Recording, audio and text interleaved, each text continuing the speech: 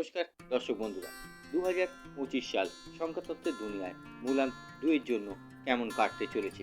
হ্যাঁ দর্শক বন্ধুরা, তার আগে জানতে হবে এবছরটি রুল করছে মঙ্গল।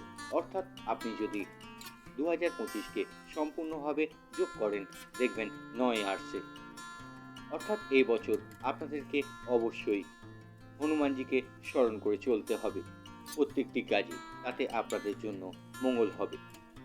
2025 সালে মূলাঙ্ক 2-এর জন্য, অর্থাৎ যাদের যে কোনো ইংরেজি মাসের 2 তারিখ, 11 তারিখ, 20 তারিখ ও 29 তারিখে জন্মগ্রহণ করে থাকবেন, তারা 2-এর জাতক জাতিকা, অর্থাৎ চন্দ্র দ্বারা রুল করে। এবছর ঠান্ডা লাগার প্রবণতা বেশ ভালোই থাকবে। স্বাস্থ্যগত দিক থেকে একটু প্রবলেম হতে পারে।